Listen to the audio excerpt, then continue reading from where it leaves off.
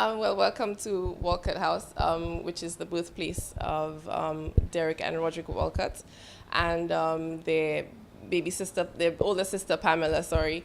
We're excited about this project because it's the first place that two of our major icons of St. Lucia were raised and born and bred here, and there's a lot of activity around our culture that happened in this very space. So it's very sacred to us, and the National Trust for just being able to preserve it. So we're very excited to have this conversation right now. And as I said, the twin brothers were born in 1930s in this very house. Their father died when they were very young, probably in the first year of their birth. So their mother raised them in this house along with Pamela, their sister.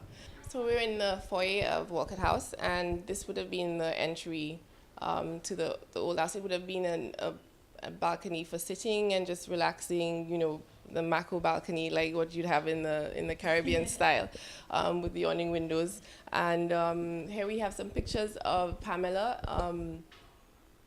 in a Turk's costume that designed by her brother Roddy. He was very instrumental in Carnival in St. Lucia. I think Derek's mom even sewed a few of those costumes because she was not just a teacher, but she was a seamstress as well.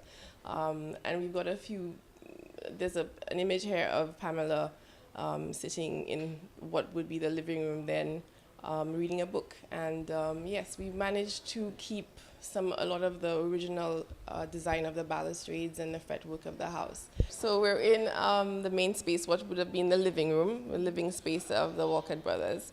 At the moment, it's an exhibition of both Derek and Roderick's work, Sir Derek's work and Roderick's work. And what I'd like to highlight about this space is that Harold Simmons was a very talented painter, and he was also influential on the brothers. Sorry, and they would have these. Sir Harold Simmons was exploring different ways of expressing the Caribbean in painting. So, for example, he painted breadfruit leaf, and Derek sort of started to explore that as well. In that we were so used to seeing British landscapes or things that were, not very Caribbean. So his watercolors started exploring these various landscapes of ours, like something true to St. Lucia. And behind us, you can see the vitrines with Roderick's work. Roderick did 17 dramas, I think, in his lifetime, and copious other plays. So a few of them are highlighted in the bookcase.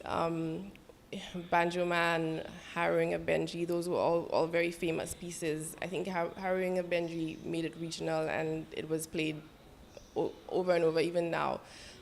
So Roderick does have an immense and tremendous legacy as well as Derek. So yeah, you can see these highlighted in here. Chasson Marianne, he worked on with Charles Cadet, and yeah.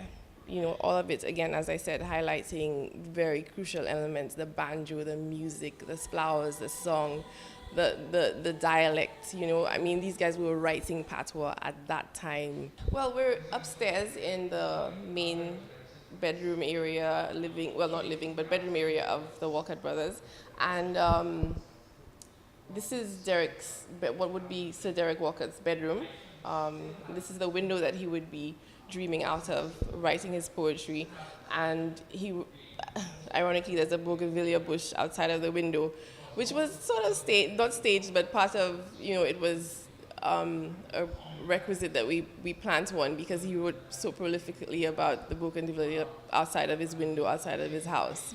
And that sort of brought to life this whole concept of the softness of his space and living in it and whatnot. So, Derek had it was a tiny space. It was, I don't know, like 5 by 6 or something like that. It was very, very small with that one window and the zinc fence over his head. So we're in the main space where they would have a sleep space. And at the moment we have a big screen which shows videos of both brothers.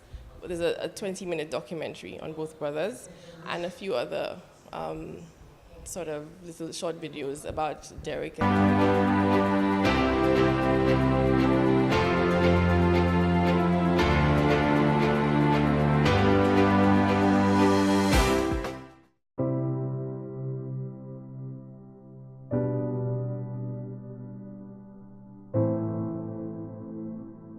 Honorable Derek Walcott.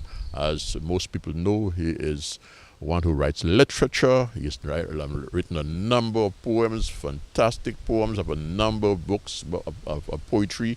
He has been around for a long time. He has, again, one of those who puts St. Lucia on the map based on his writings. He's lectured at several universities. And so with his work, he was also nominated and he was able to achieve that feat. So we are basically proud, as I said before, that I think of him as our Homer, not only of the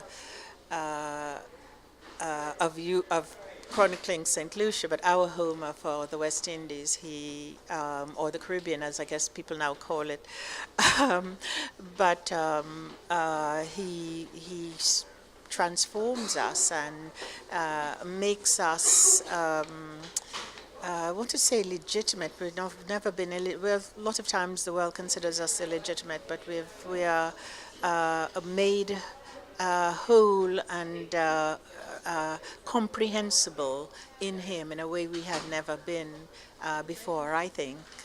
So it's a great honor. I also want to tell the people of St. Lucia how proud they should be that they recognize the genius of these two people who come from here, but especially the literature, because we are not used to associating ourselves in literature, and that you honor him and have dedicated a house to him, display his work, speak about him. It's an incredible expression of civic pride that I hardly ever see in the Caribbean, and I certainly would never see in the island I'm from.